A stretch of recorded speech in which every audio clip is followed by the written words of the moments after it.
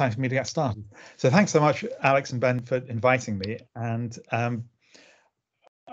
I should say that I don't so much have an argument for a conclusion here, but a sort of series of reflections, which probably will be duplicated and developed much further by some of the other talks that we'll hear later on. But just to get us started, the reason why I started writing about the future of work was when I was preparing the second edition of my ethics and public policy book. And the publisher said to me, you know, this is a really hot topic. You've got to have a chapter on it. And I was reading things about the fourth industrial revolution at the time, which I thought was massively overhyped. And so I thought, okay, I will put these things together. So I'm sure you all know the people who believe in the fourth industrial revolution think we're going through sort of momentous and, you know, the word of the decade, unprecedented change in work. But I wondered whether this was so, and I had to remind myself what the other three industrial revolutions were first. So it seems we had steam, then we had electricity, then we had computers, and now we've got something we know not what. Is it AI? Is it something else? Big data, machine learning?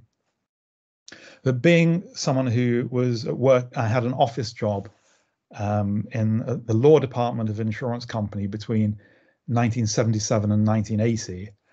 And so I worked through the third industrial revolution. And, you know, when I started, we were writing letters on manual typewriters.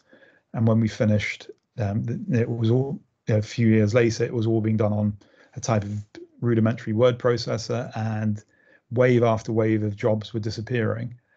And, you know, within a few years after leaving, virtually every job in that office had been automated, but we weren't seeing mass unemployment as a result. In fact, we were just seeing people retraining into different jobs, so on. So the workplace was readapting.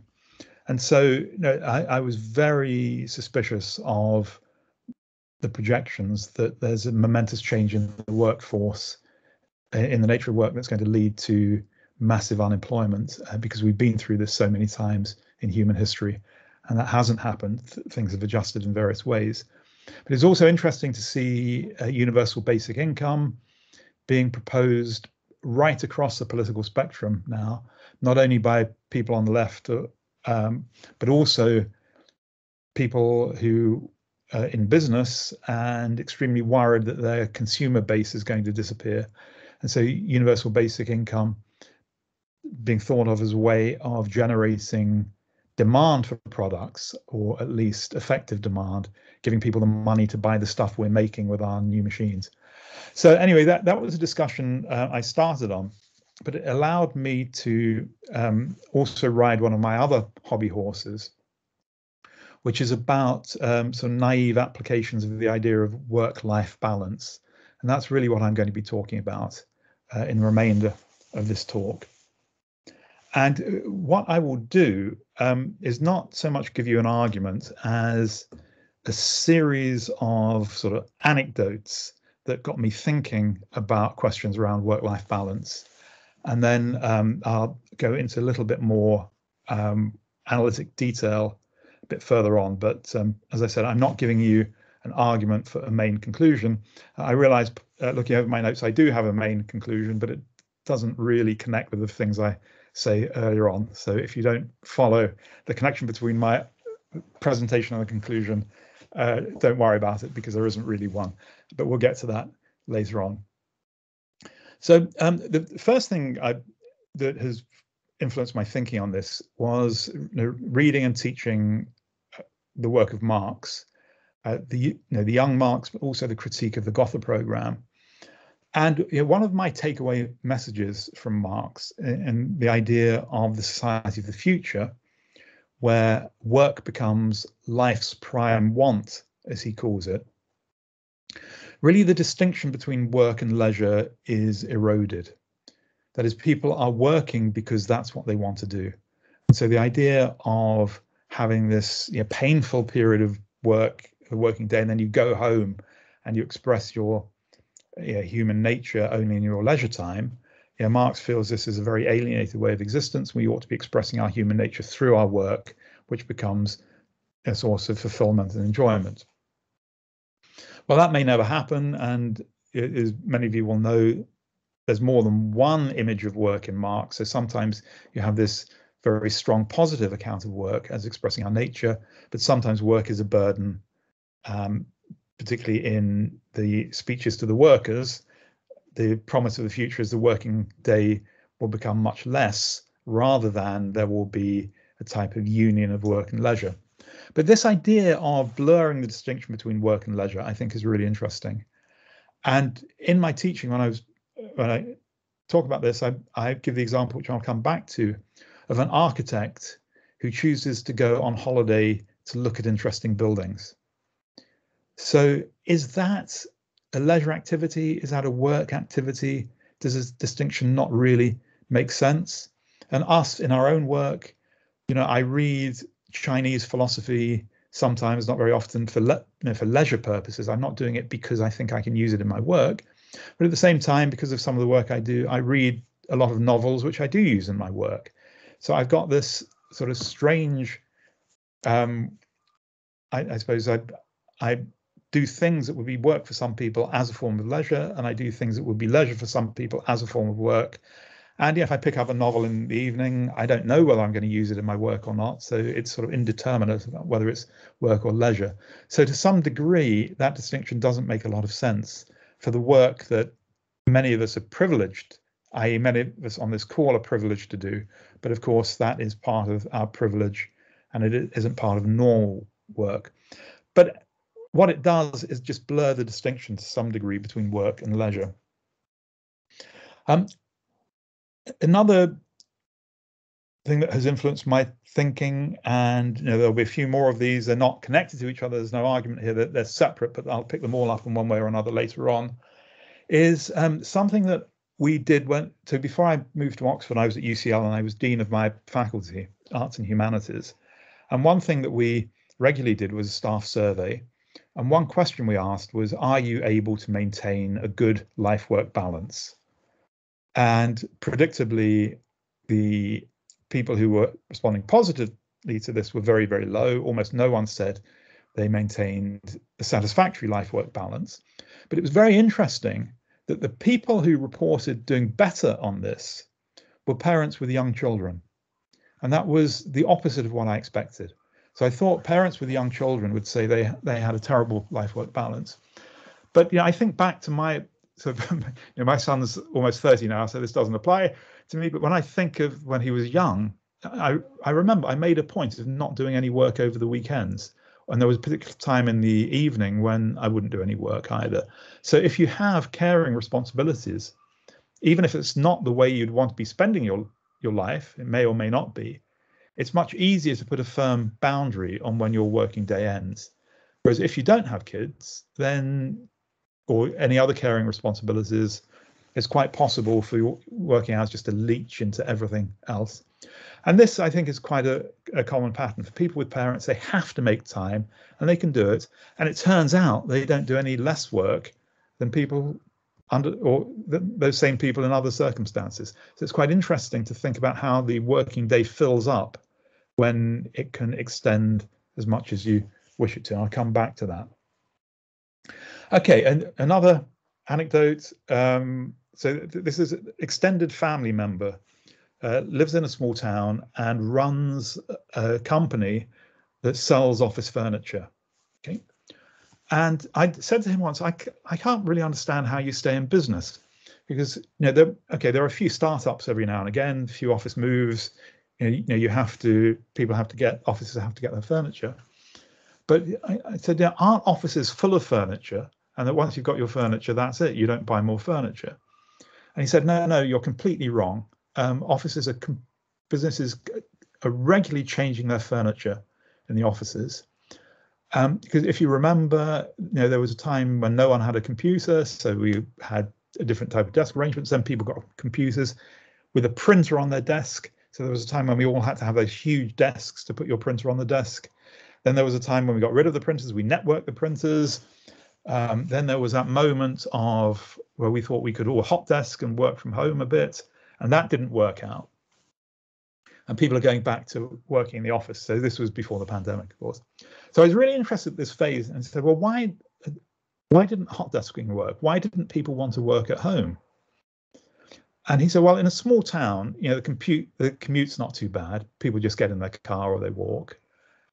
And they don't like working at home for two reasons. One is they feel left out if everyone else is at work.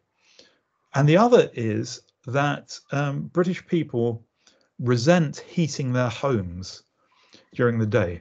People don't like turning their central heating on during the day.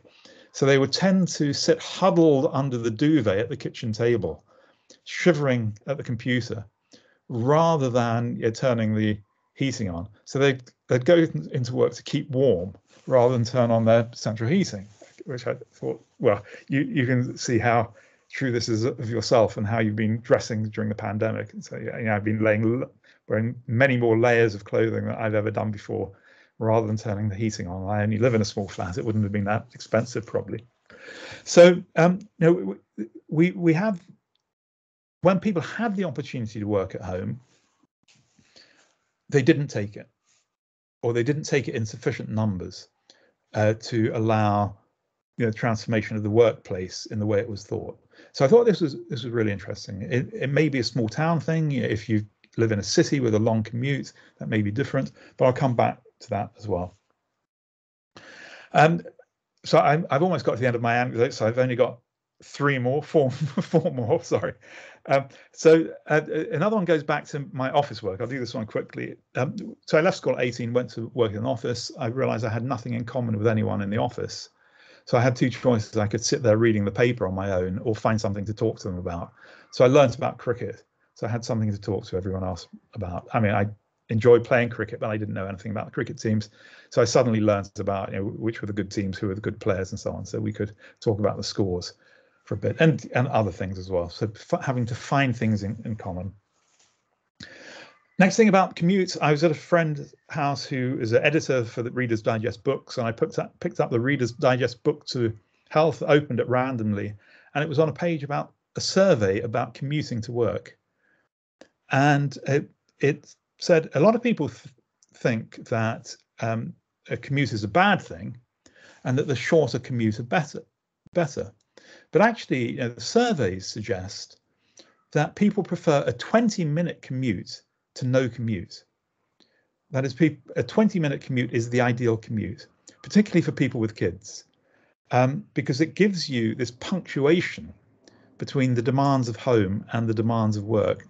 So you have 20 minutes where you can listen to the radio, read the paper, listen to an audiobook, whatever, daydream. You have no demands, particularly if you're driving. You can't even, at that time, take a phone call and so on. So this idea that punctuating the day with a break, moving from home to work and then work to home is good. Also, it said that people who work at home often find it hard to get started because the adrenaline of a commute actually helps you work as well.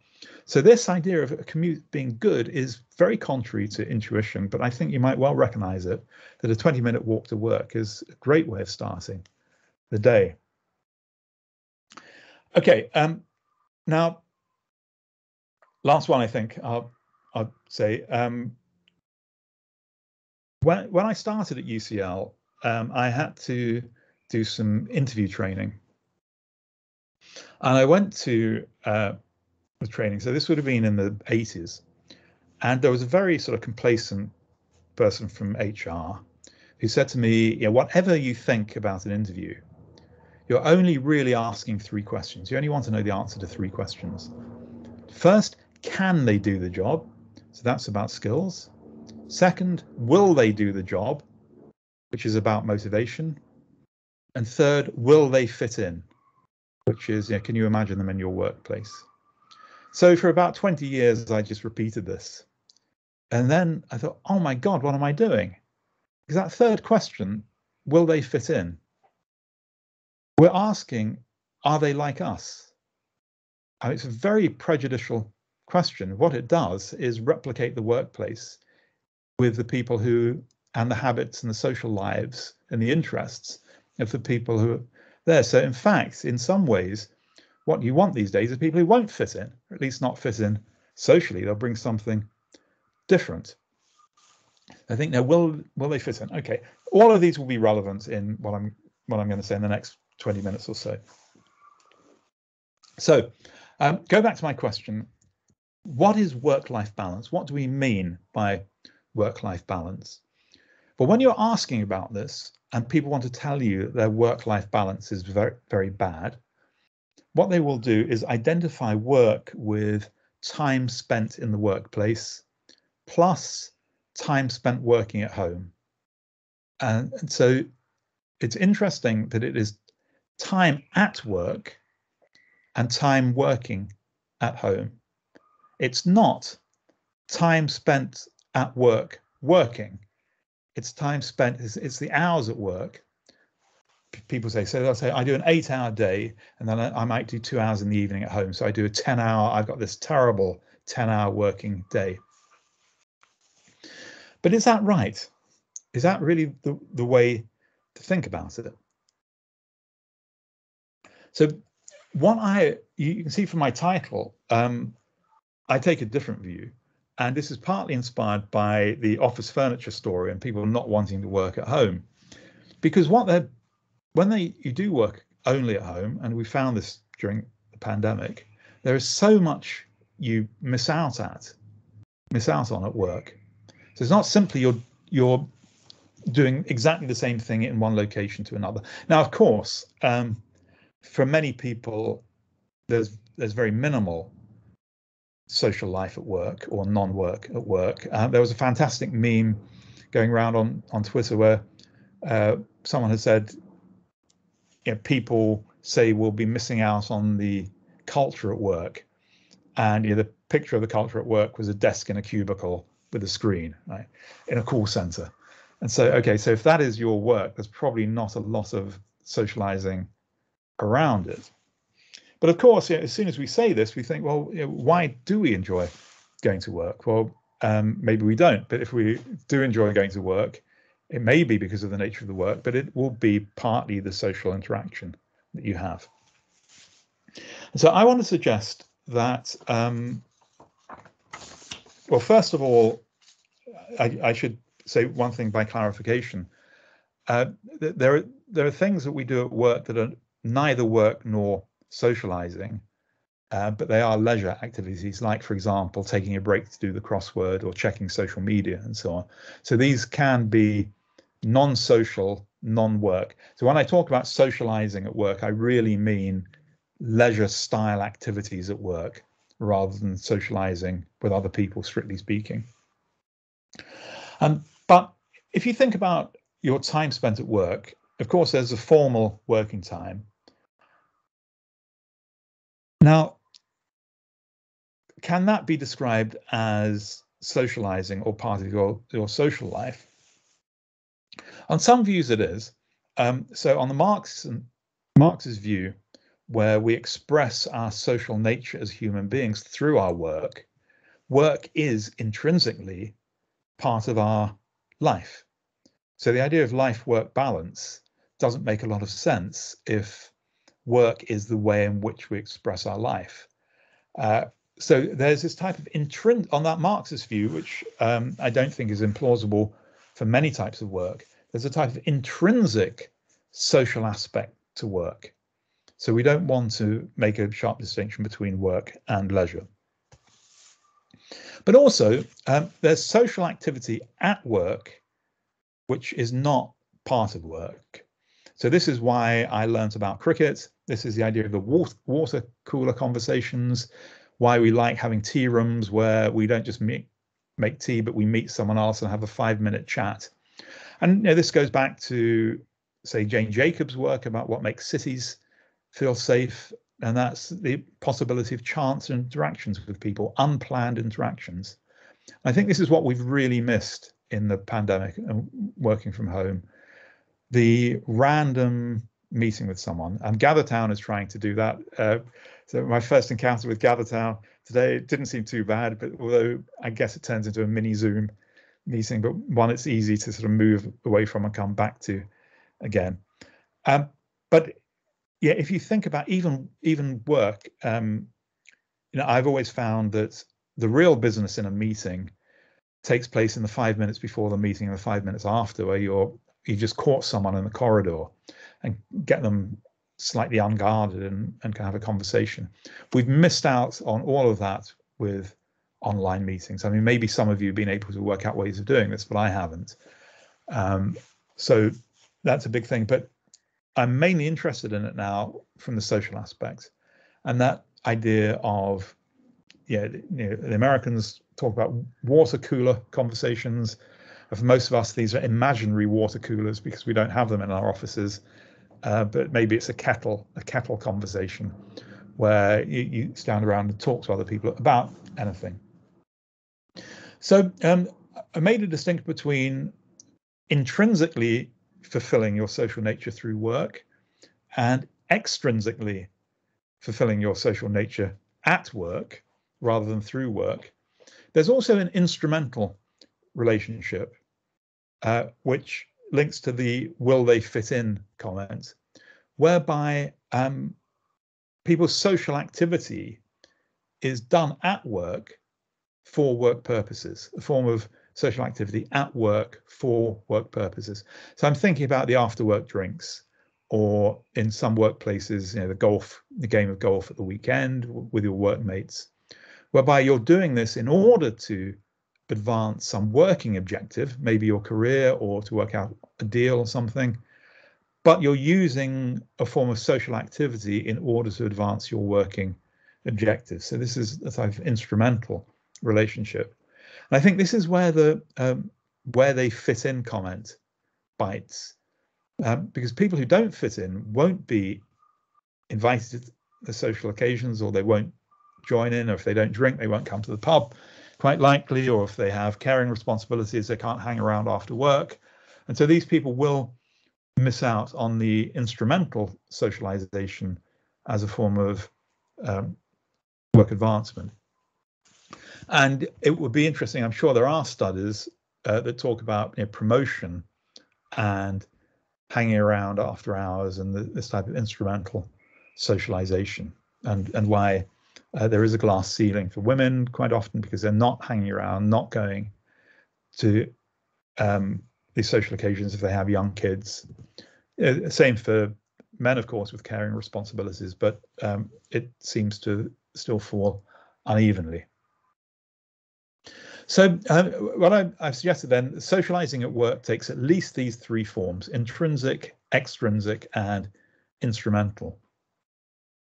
And so we can ask the same question about working at home. Do we have the same three types of working at home? So the first types are easy. The intrinsic working at home would be that there's just a lot of work to do at home, unpaid work. So caring work, but other forms of housework, whether it is washing and cleaning or DIY, but there's a lot of stuff at home which is work, but is unpaid work. There's also things which are on the borders. So the way people sometimes plan their leisure time looks to me very much like work. So when you think of booking a holiday and the research people are doing to book a holiday or to book flights or something, a lot of that is almost identical in content to what you might be doing at work, involving spreadsheets and comparisons and evaluation of different options and so on.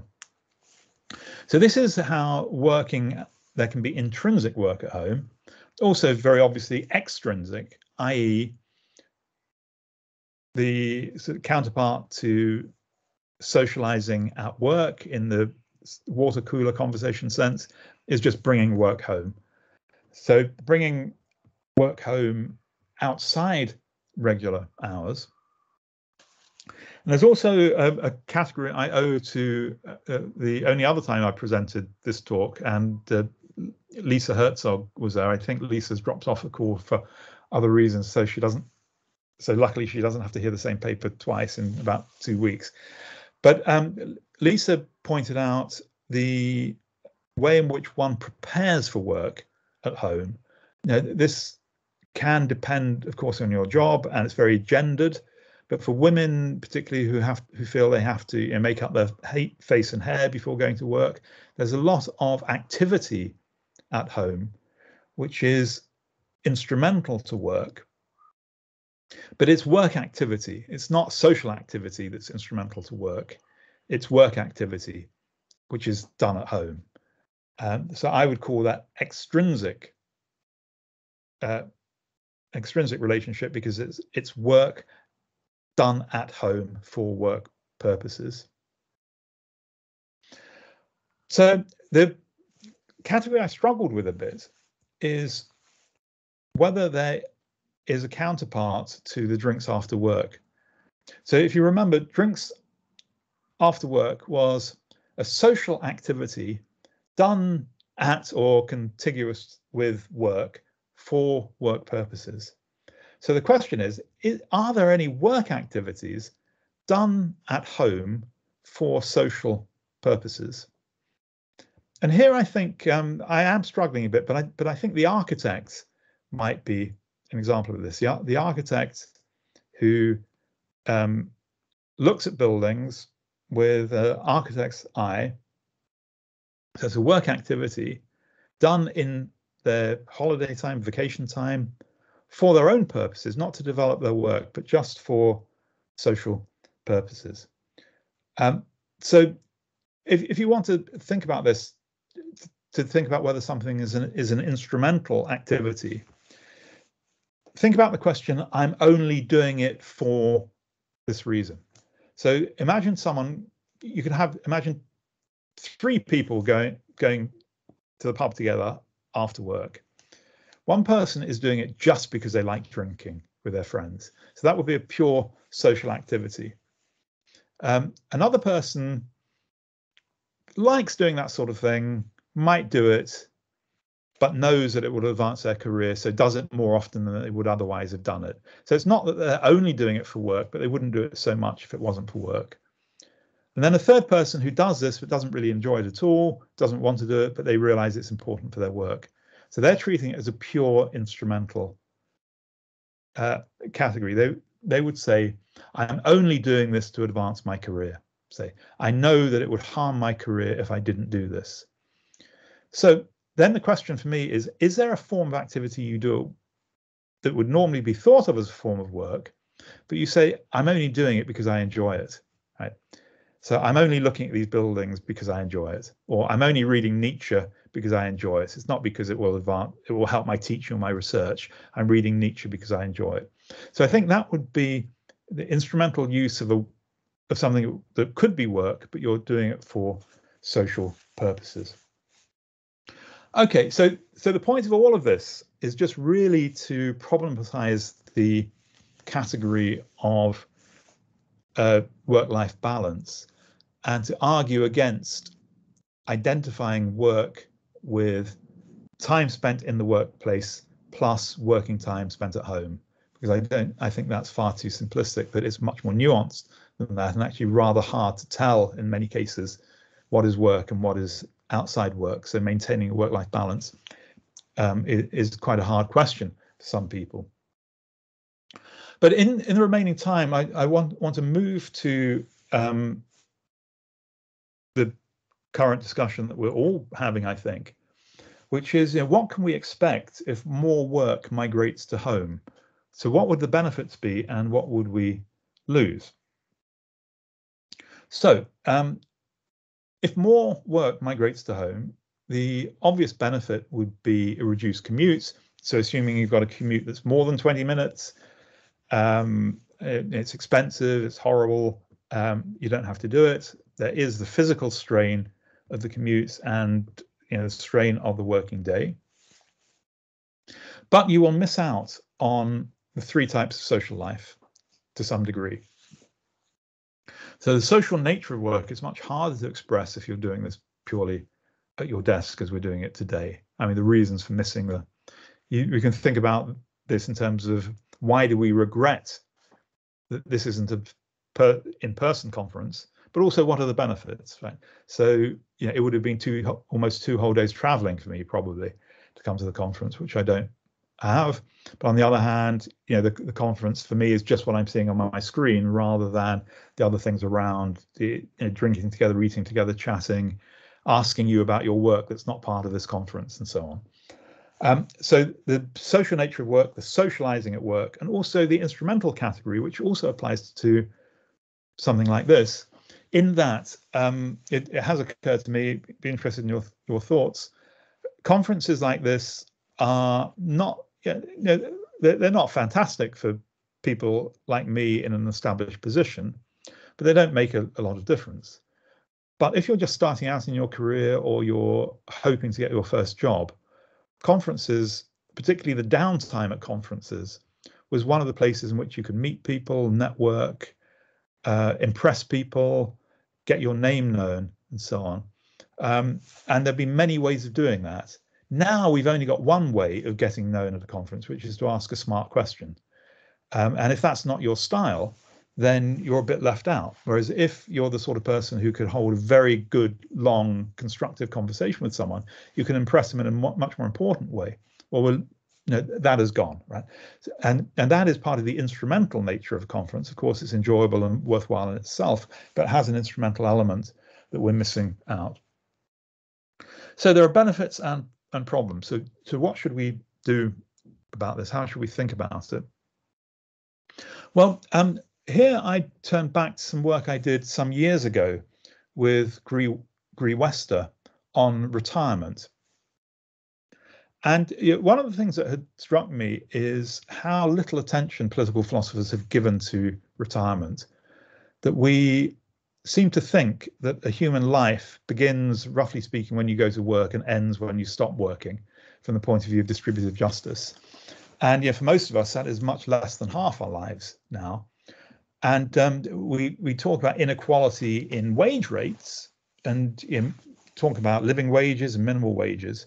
We don't talk much about inequality among people who are retired. And this is a big problem because, in my view, inequalities among people who are retired are much more significant, typically, than inequalities between people who are in work.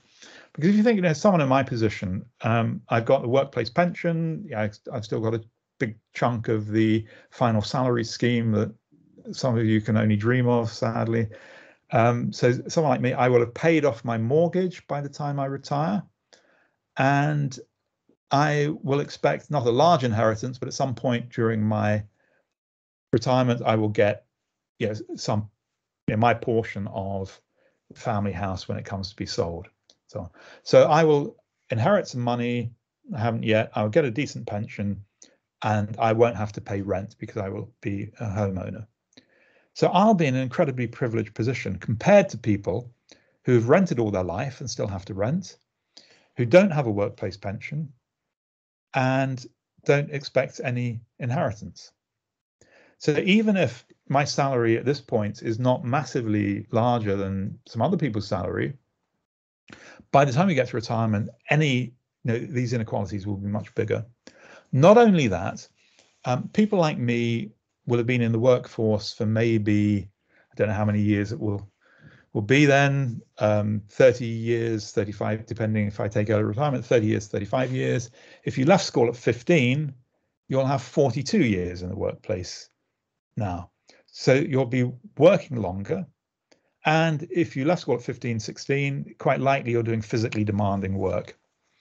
So I will retire with a very comfortable pension and in physical good health. Other people at the other end of the scale will retire with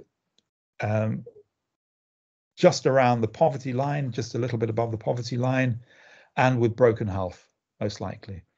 So you'll have some people for whom their retirement years are the best years of their life, and for other people, they will be maybe the worst years of their life in terms of health and income.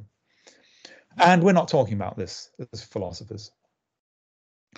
What could we do about it? Well, what Gree and I suggested in the paper, and it's only the beginnings of a discussion, that it didn't go much further, is to say, well, maybe we should at least link state pension to years in the workforce rather than chronological age, because it seems strange that we should link it to an age, particularly when aging goes faster for some people, depending on your work, than others. And we thought particularly if people are doing very strenuous work, they should be able to retire earlier. And we did find that a lot of this is disappearing. In the EU, there were various jobs where they were considered so strenuous or so demanding that you could retire early. And the obvious examples of firefighters, people in the police, which still happens.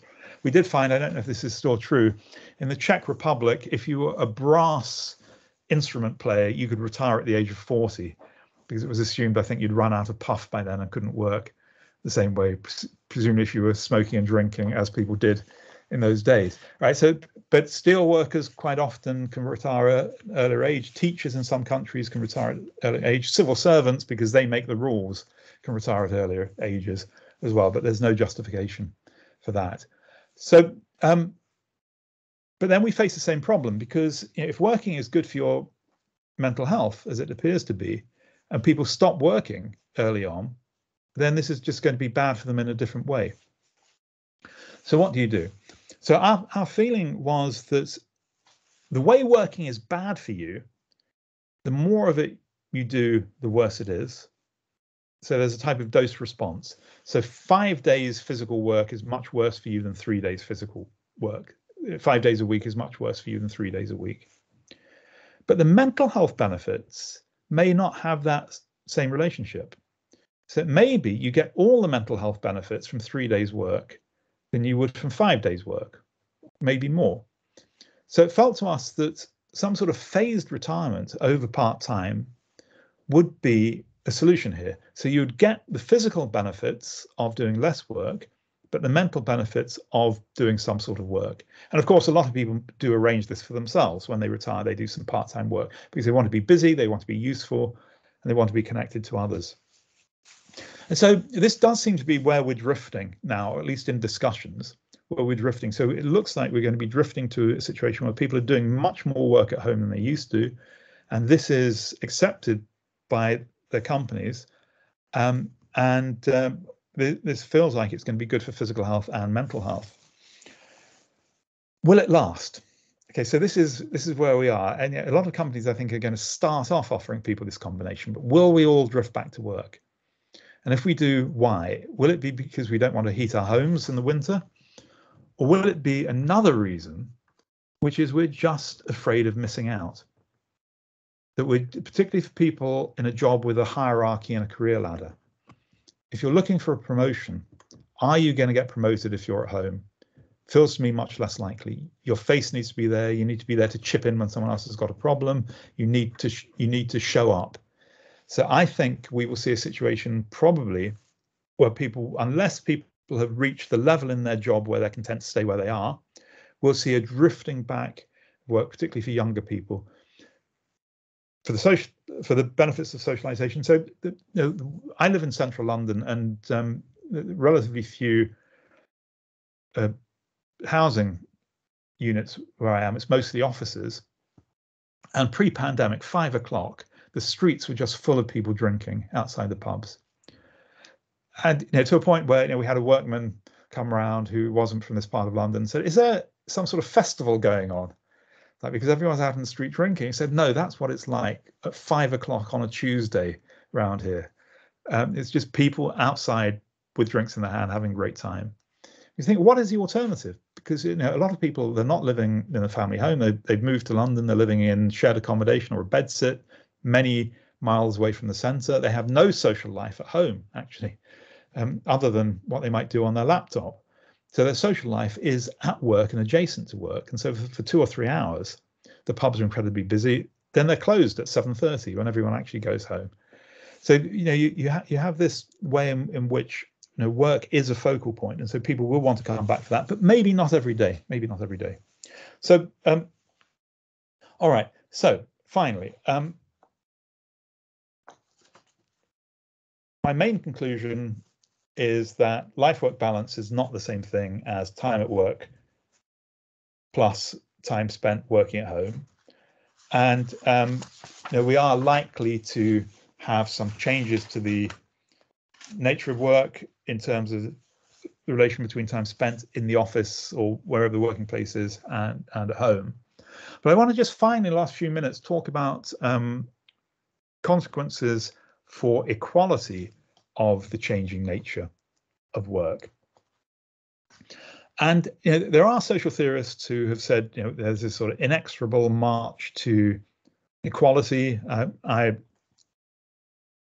quoted this, John Stuart Mill, saying that society progresses by knocking down one barrier after another.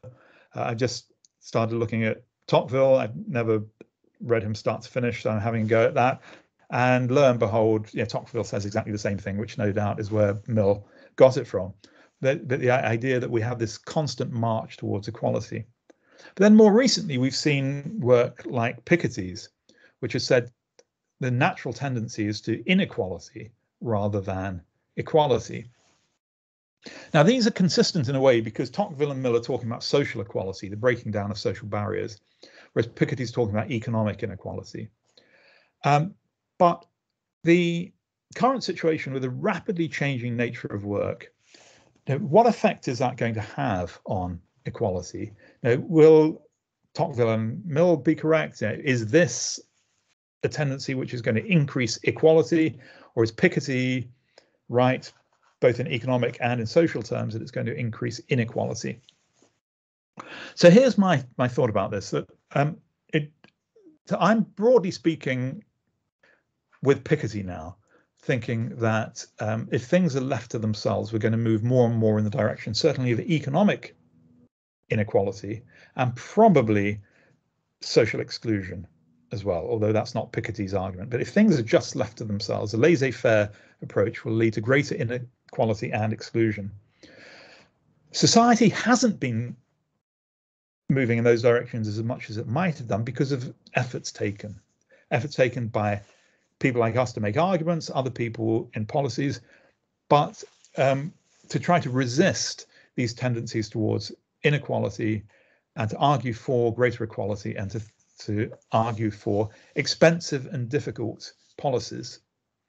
But the work I did on disability made me realize that quite often what we do is try to sort out the main cases first, and then look at the difficult cases like issues of disability as an afterthought later on.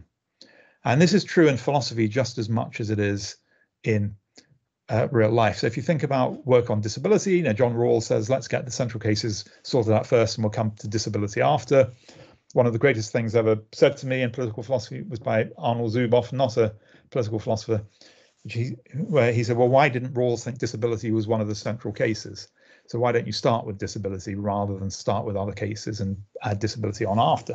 You can also think of this in building design. So we build buildings, then we work out disabled access for them, rather than thinking this is a building where all sorts of different people are going to be using it, people with different mobility. So let's try and work out a type of universal design which is equal for everyone, rather than putting a disabled entrance around the back so people can use it later on. Okay, so I'm exaggerating, we are moving there. But the point is that it takes a lot of time and effort to do this. It takes a lot of thought.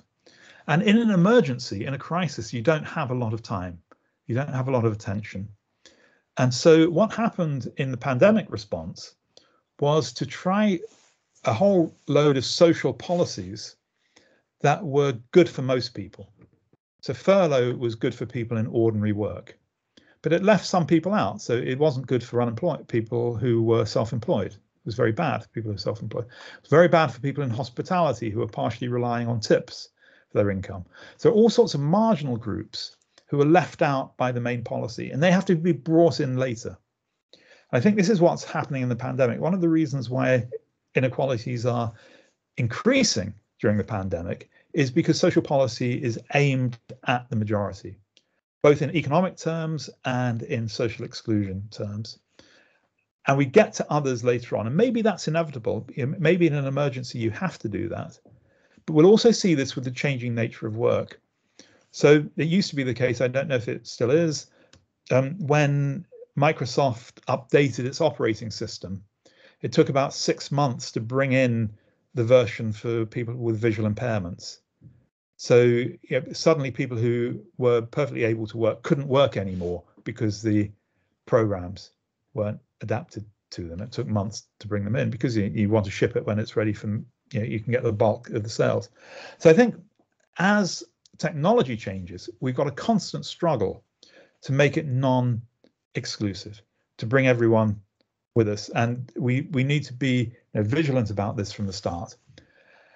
And so on that note, I will end, and I will be very interested to hear your comments. Probably not questions, because I didn't say anything which determined enough to generate a question. So all comments are welcome as well. So thanks very much.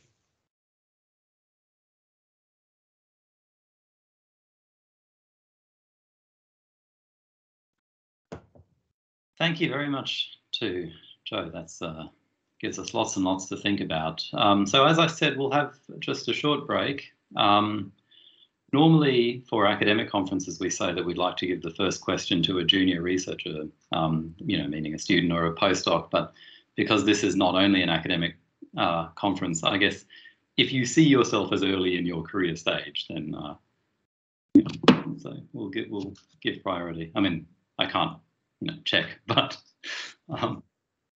hold off if you feel, given what Joe said, of course, about how these events are particularly useful for people at early career stages. Other than that, let's come back at 5 to 12 for me, or 55 minutes past whatever hour you're in, wherever you are.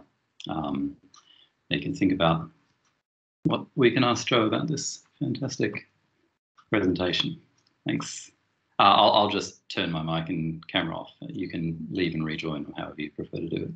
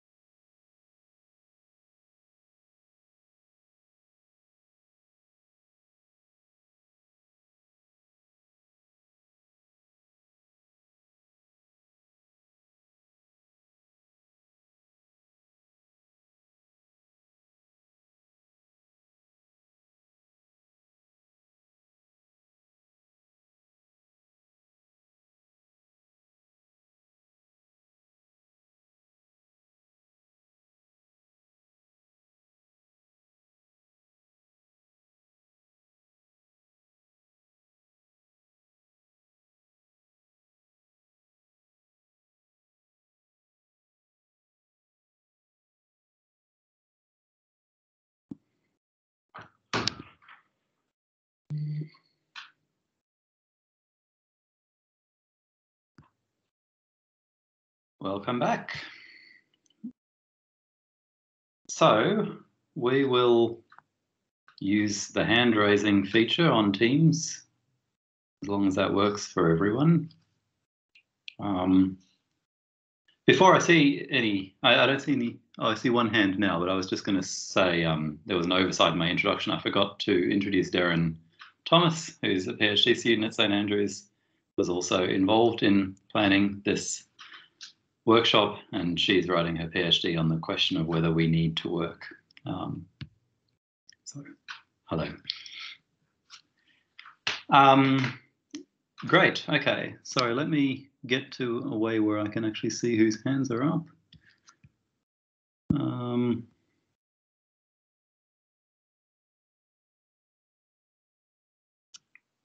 I'm unable to take them in order because I couldn't see them coming up until now. Now I can.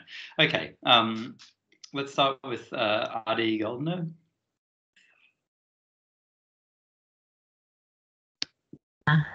Unmute. Hi, thank you very much. Hi, Joe. Thanks for the amazing presentation. I actually have a comment, maybe a question, something that I was thinking about while you were talking. So it seems to me that you do make a distinction between work and life or social or leisure. You just say it's not divided up by location or specific time. And I think I agree. I think it makes a lot of sense. And I was wondering whether the more, so we have, when we're at work, we can have life coming in, and then it makes us happy. Suddenly we have drinks, we have socialization in the workplace.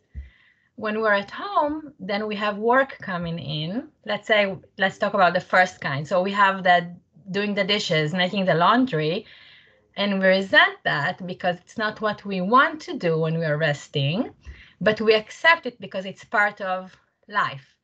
But then the more our work at home looks like our actual work, we resent it more. So I'm thinking about stuff like admin work. And for, I think also like you discussed it in the context of booking a conference or something like that. So, I don't know if others heard whether it was just my thing, but the last couple of sentences I just missed. Okay. So the more it looks like work, then the more it looks like work, we resent it more. And I'm thinking about admin work that we have to do at home, and that's, I think, why we resent it so much. And if I think about the pandemic, for those of us who had to undergo the pain of international travel in the last 2 years, it's just been significantly less carefree than it used to be in the past, because it adds all this admin work that now is infiltrating our social life. So that's my comment question, if you want to say about that. And if maybe we have time later or now, just thinking about volunteering. How do you see that fitting in the framework? Thank you very much. Okay, that's great. So volunteering, I hadn't thought about it, but it's obviously something I need to incorporate. I've thought a bit about pay rates for volunteering and how that works, but not the nature of it. So okay, I don't have anything to say at this point. I need to think about how to incorporate it. I mean, it now strikes me as a terrible omission from what I said, that I didn't talk about how happy any of this made anyone. It was whether they, why they were doing it, from as if leisure was a good thing and work was a bad thing. But I also want to say that is not straightforward for the reasons you've given, because some things you do in your leisure time are a pain, and many things you do at work are enjoyable, and a lot of people do prefer to spend time at work than at home. And one thing I didn't say, I mean, is a way in which people often use work at home as a justification for why they shouldn't do housework, or even things which might be enjoyable to other people. So people not really having to do this marking, but you say you've got to do the marking. I can remember someone saying to me he really liked reviewing papers because he didn't have to unload the dishwasher when he was doing this. And that seems to me a rather distorted way of living your life. But you can see how this works. Some things count as a domestic trump card, and if so, I lived in the States for a year, and one of my housemates would always got out of doing the washing up by saying he had a paper to write. And obviously, when he was growing up, if he was doing his homework, that meant he didn't have to do any housework. And he thought that also applied to him when he was an adult and his housemates had to do it. So I think there are these sort of dynamics of a household that also fit in as well. But I think, I just need to layer on top something about enjoying and not enjoying it. And the reason why you're doing it, I think, is important. Okay, so thank you. I've made a note of that. Thanks. Thanks very much. Let's have Malte Jauch. I don't know if I'm pronouncing correctly. Yeah, thank you very much. That was a fascinating talk. I've been interested in one thing you said about the fact that oftentimes people after work socialize and hang out, and sometimes the purpose is to sort of advance one's career, and that this can generate a kind of glass ceiling for those who have care obligations that are obviously disproportionately women in societies with a gender division of labor. And so one thing I was thinking, perhaps if everyone works from home, that kind of option to advance one's career, if one is free of care obligation, kind of goes away, so that there might be some kind of equalizing effect. But then what I read is that now that people have started to go back into offices, the gender division of labor has actually been massively deepened, because it's overwhelmingly men who are free from care obligations who go back to office first, and who have all these opportunities to advance their careers by sort of putting in the extra hours and having face-to-face conversations and so on. So I'm wondering, what's your sense? What kind of responses might be justified in response to that regarding policy? Do you think there's some kind of duty that falls on men in societies with a gender division of labor to moderate their ambition, as it were? So as long as we still have the gender division of labor, is there kind of a duty to moderate one's ambition and to not like work 60 hours a week? And is there some kind of policy response in terms of a cap on maximum number of hours that people can work or so, or like a limit on, so that's the kind of question I had. Thank you. Thank you. It's fascinating. So the observations you make are absolutely spot on. And I did have a comment which I just didn't get to about how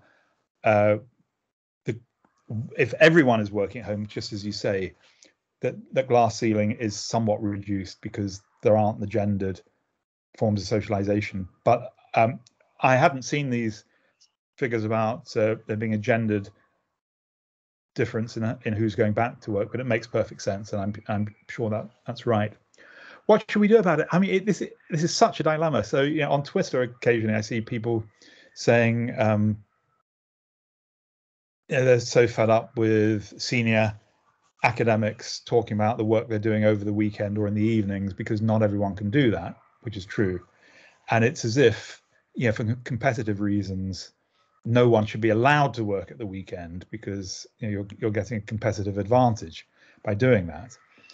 And I can absolutely see the argument for that, but it gives a view about academia that I don't much like, that it's a race. But that's easy to say if you're done well in that race, to say we shouldn't treat it as a race. So I think this is a real dilemma. I don't know what the policy response should be. I think one thing to me is clear, which is that interview question, will they fit in, is one we shouldn't be asking, because we should expect there to be a forum in which work is done, and people's performance in the workplace is what should determine their advancement within the career.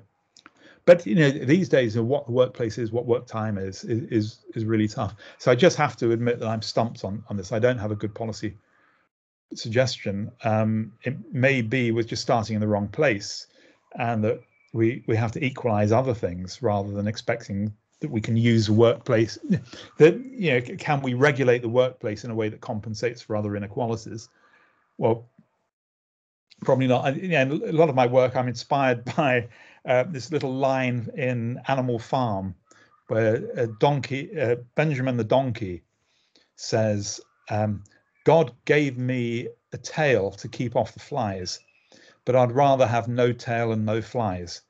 Okay, so, and I think this is really important for social policy. That is, instead of thinking about remedies all the time, we think about ways in which we don't have the problem that we need to remedy. But you know, this is very programmatic, and I don't have a suggestion about how this can be done. But thank you, it's really important. Darren. Thanks. Well, thanks, Alex, for the intro, and thanks, Jonathan, for the talk. There's a lot of really interesting ideas in there. I just wanted to ask you to say a little bit more about what exactly you think work-life balance means. So does it mean a balance between all these different sort of types of work that you talked about, or types of work and socialization? So a balance between intrinsic, extrinsic, and instrumental forms of work and socialization? Or does it mean a balance between all these different types of work and something like leisure or rest? Because I guess one thought I had was that maybe the kind of distinction between work and life is a false one in a way. I mean, you might think that we have to work to live, or that there's some aspects of work that are required in all aspects of life. So I just wanted to hear a little bit more of your thoughts on that. Good, thank you. So I don't have an answer to this question. So, and I'm sort of allergic to any question that asks me, can I say exactly something? Because particularly in this area, that I'm not going to have anything very exact to say. I think what I want to caution against a very simple notion of what work-life balance is, because I think it will be different depending on the nature of your work and the nature of your life. So for some people, if their work is very horrible and they don't like doing it, and they have a great social life, it's very easy to make a distinction between this work thing that they're doing just to earn money and the rest of their life, the sake of which they're earning the money for. But if you have a job that you enjoy, that you find fulfilling, that expresses your nature, to use a sort of Marxian idea, that is filled with other types of social interaction, it seems less important to me to make that distinction between life and work. So I think, you know, a lot of these questions I'd turn upside down, and instead of saying, you know, what is life-work balance, I think, well, what are we worried about when we're talking about life-work balance? So what is the problem that we're concerned about?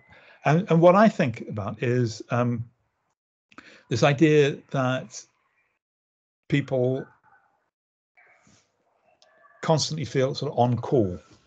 That is, you know, there's no time when you can really relax, no time you can go into a type of resting state.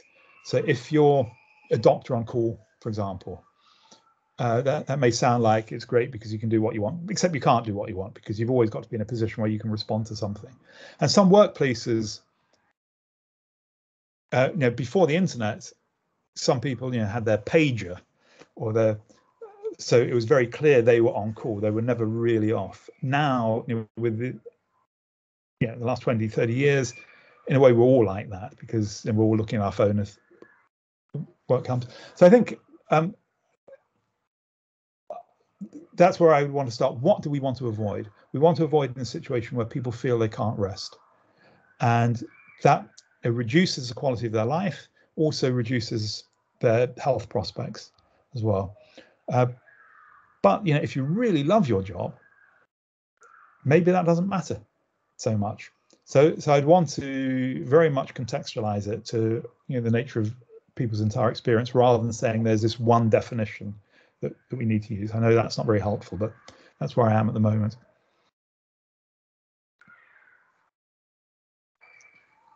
Thanks. I think, oh, where's he gone? I thought Adam Neal had his hand up for a while, but have you withdrawn? Okay, well, we can come back, but let's have Ben now. Thanks. That was a really interesting talk.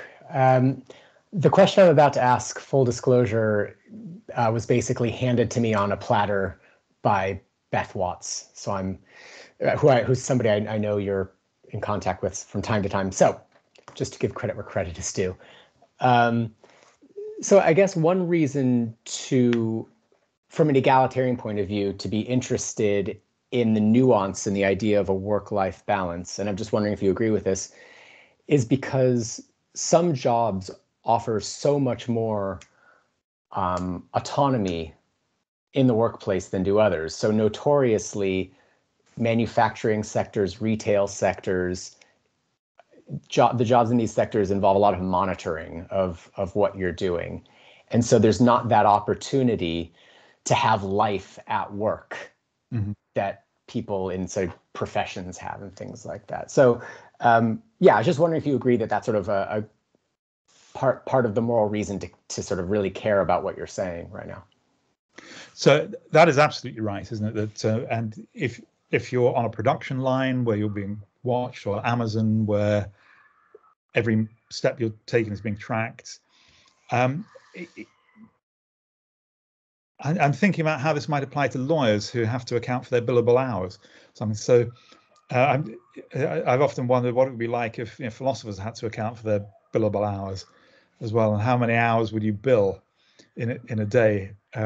So many days it will be zero, actually, in terms of the progress you think you've made. But so certainly there is vast difference in autonomy, and we are in the luckiest position of all, because no one is really checking what we're doing other than in the scheduled classroom hours and maybe some meeting time. But oddly, it's people like us that are worried about life-work balance rather than people who have a fixed working day. So they have other things to worry about, like the horrible nature of the work and the low pay, rather than the life-work balance, because perhaps it's much clearer. The fact that they're not worried about it, couldn't it represent maybe a bit of a poverty of aspiration?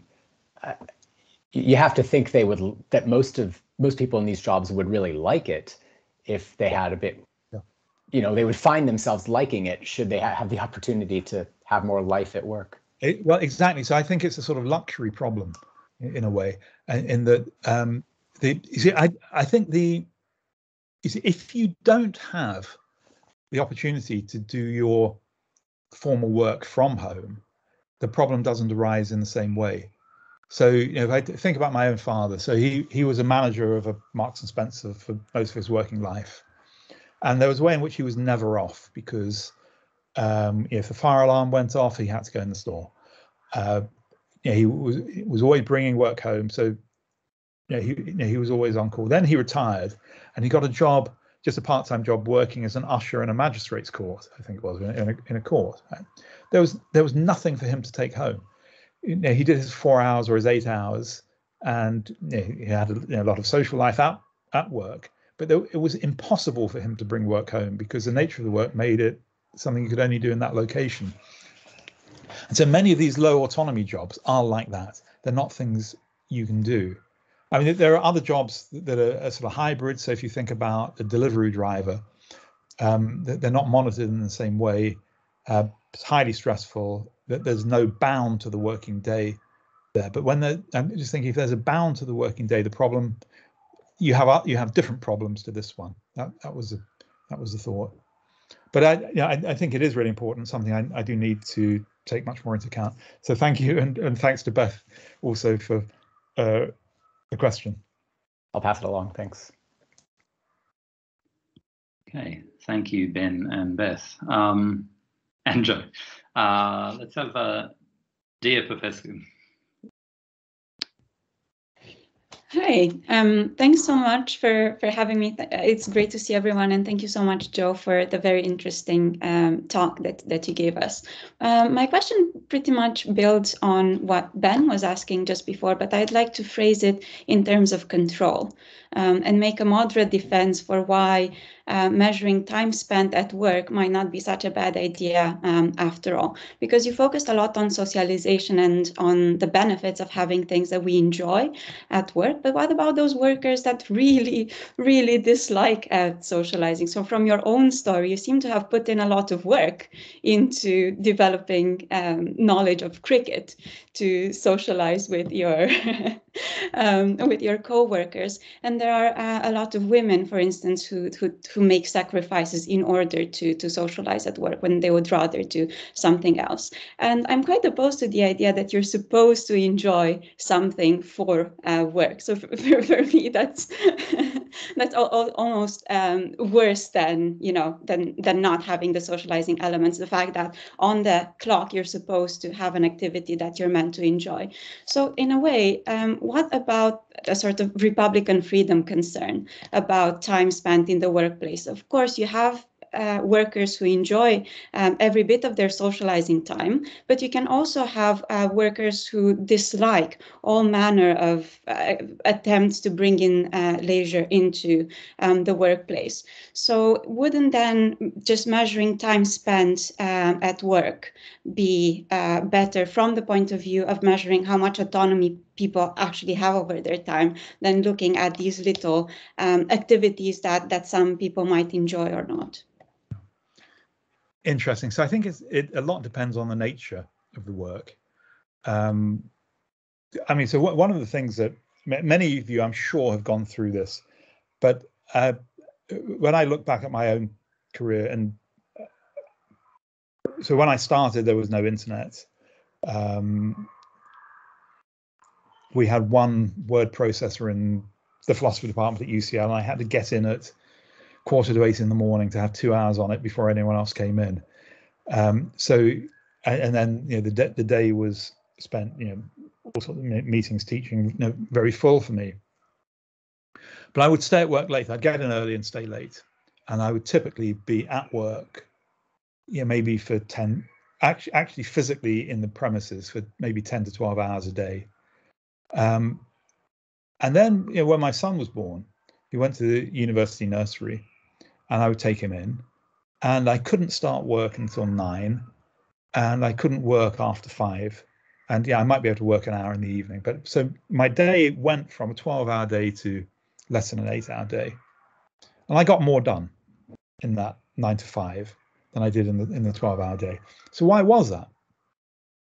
Well, so I did things like, I've talked a little bit about this, but so I rearranged the furniture in my room so no one could sit down when they came into my office. There was nowhere to sit.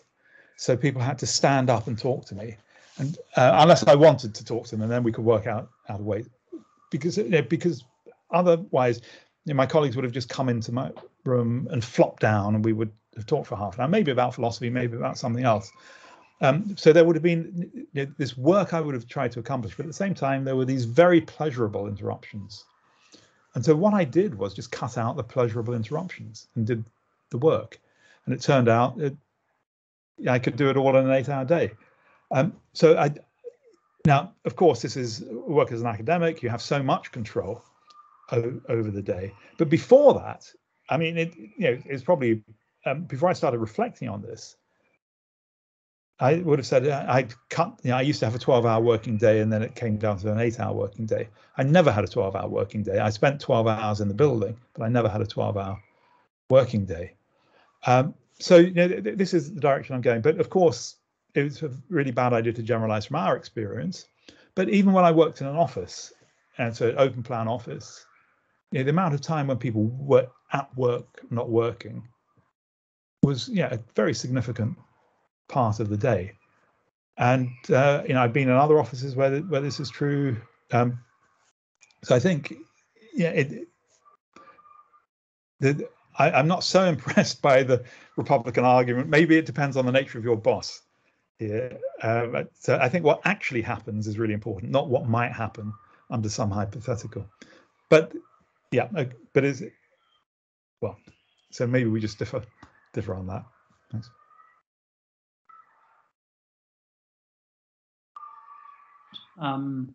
See that Adam Neal has come back on. So if this is same question again, then you're ahead in the queue. If it's a new one, then I guess you're jumping the queue, but it's too late now. So, please, Adam. Thank you. Yeah, apologies. I had a question, but I had an important phone call that I had to take, so I missed the last 10 minutes. But I apologize if this has already been answered, but you can ignore it if it has. So I think like you move between a couple of different like definitions of the word social. So I'm not 100% sure what you mean by kind of social purposes and social nature, because you talk about kind of like the Marxian sense of like making a contribution to society, that sort of like social purposes, and other times you seem to be talking about them like their leisure activities, like the architect who just really enjoys looking at nice buildings and things, but that doesn't necessarily relate to other people. And then other times you're talking about kind of social and interpersonal activities like the water cooler conversations, and sort of like meeting these interpersonal needs that we have through our work. So I wondered if you'd comment on that. And then I had a second comment, which was just minor, about you talk about like interviews, and you ask, can they do it, will they do it, and will they fit in? And you're saying that we shouldn't be so concerned about the last one, but I think the last one does affect the others, right? So like if they don't fit in, then they're not necessarily going to actually do the work, right? This is like a key thing. I worked in China before, and this is one of the key questions you get asked in interviews. They really want to know, are you going to be able to fit in here with the life here? Because they don't want people turning up and then they don't fit in, and then they get miserable and they just fly back home to the UK. So that's so those were the two points. Very good, thank you. So you're right that I don't have a single definition of social. I did at one point say I'm using it wide enough so solitary activities fall under that heading, because it's not necessarily leisure either, and I don't have a good umbrella term, so I was just using social. But you're right, I need to do more work to first of all make it clear I'm using it in more than one sense, and also to think about whether there's a good umbrella term for all of these things, because you call them non-work, but then in a way that begs the question. So I need to think harder about that. The will they fit in? Yeah, okay. So it's very obviously it will go to motivation. You're right, and how long people stick around for. So there are levels at which you can ask that question, I think. So will they be fun to work with, or will they come to the pub with us afterwards?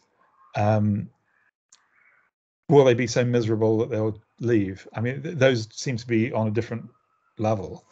On the other hand, you might think there's something wrong with a working culture whereby it's not adaptable to people who won't fit in. And so it seems to me that obviously, and in any occasion where you've got things that don't fit, there are two ways in which you can make an adjustment, and very often we ask the person to make the adjustment, and what we're increasingly learning is say, no, we've got to make adjustments to our systems. And so I would say this, that may be under those circumstances a good reason to ask that question, to think of that question, but the real imperative is to change the system so you no longer need to ask that question. But it's a good point, so thank you. Thanks. Graham Fairbrother, I owe you an email. Hi, Jonathan. Thank you for a really wide-ranging presentation.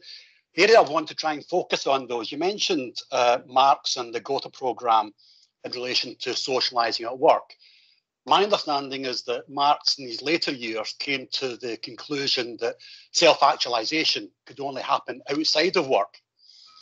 And if we look at real existing socialism or communism, during the 1930s, the Soviet Union adopted scientific management and taylorization in order to extract more surplus value in that situation.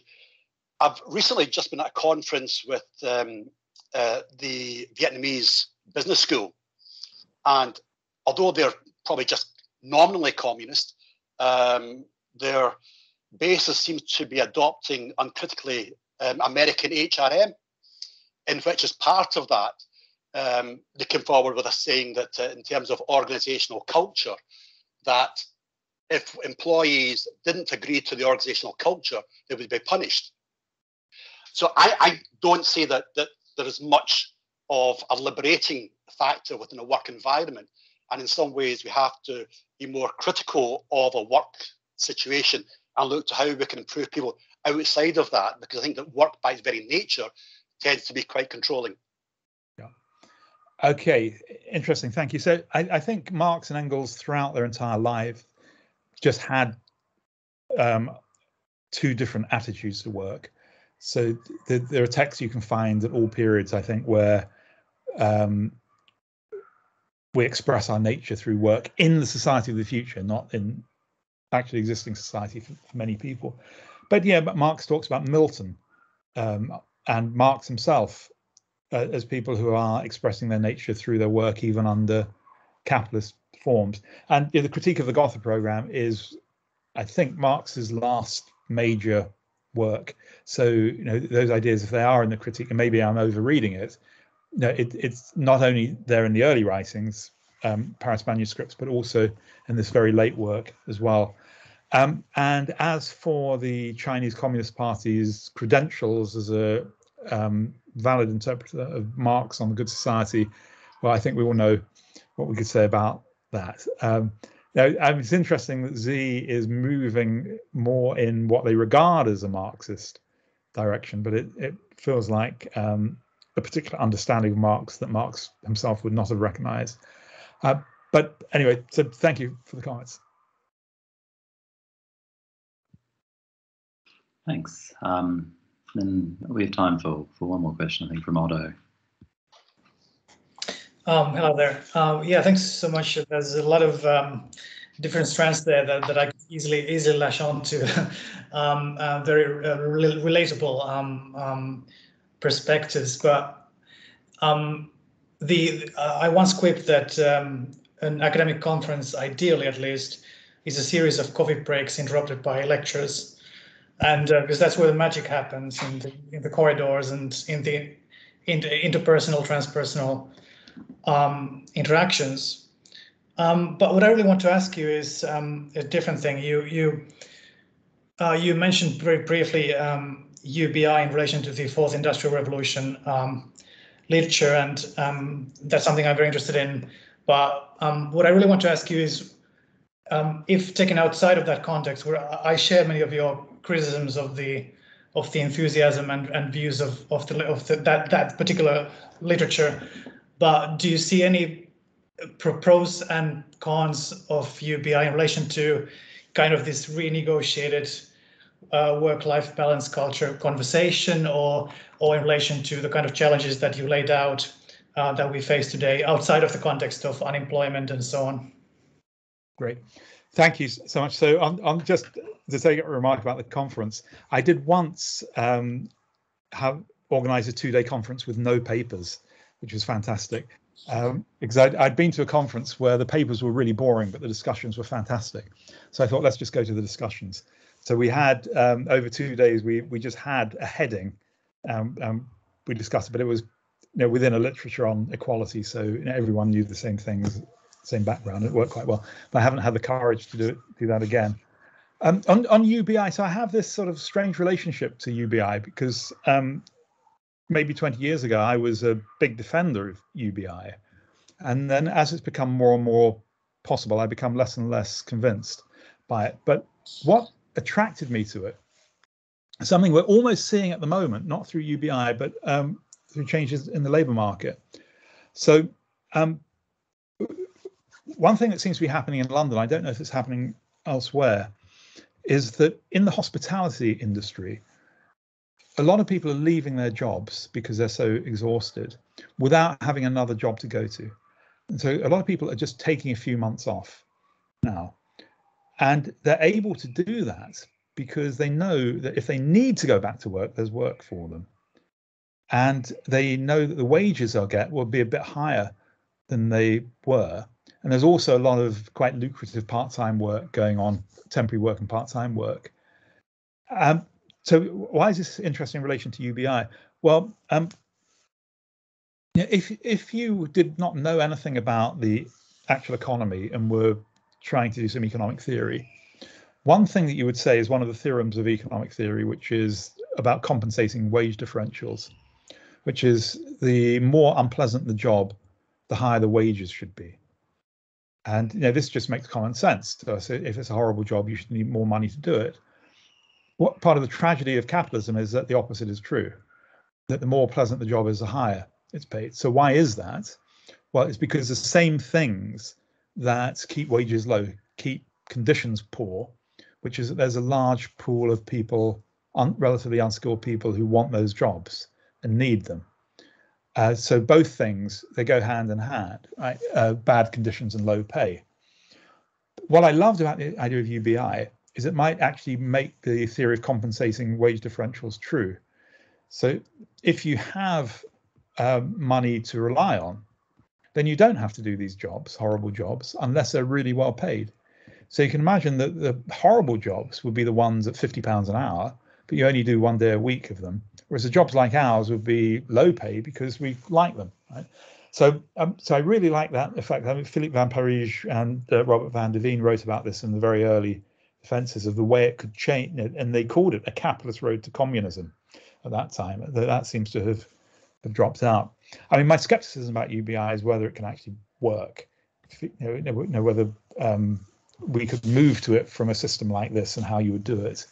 And I think those issues of transition are so hard that it would be to have it at a meaningful rate would be impossible to do from where we are now. So I think it's an ideal theory approach rather than a policy that we can implement in a developed economy at this point. But we may be able to do it incrementally, and we may be able to do things that are equivalent to it in other ways through labour market reform. So I don't know if that addresses your comments, to sort of free association on your question rather than a way of answering it. But thank you. Yeah, I have to say in the previous workshop on UBI that this came up a lot, that a lot of people, it seems like what they're really attracted to is Koleskian full employment. I mean, and not full employment the way the politicians define it, which is bullshit, but the more job seekers than vacancies mechanism to get to that. But anyway, thank you so much for that fantastic presentation and discussion. A great start. And I will go and have some lunch and recover from the blow of Joe's mention of this final salary DB pension. And then I'll be on Gathertown. And I encourage, the rest of you to just, as I say, go on and off as you feel. The next session will be 2:30. Is that right? I've lost track now. Was it 2 or 2:30? Yeah, 2:30. Yeah. Sorry. Yeah, that will be Lisa Herzog. Thanks very much. See you soon. Again, it's a different Teams link, so just make sure to follow that one, not this one. Thanks very much for all your questions and comments. Really appreciate it. Thanks. Bye.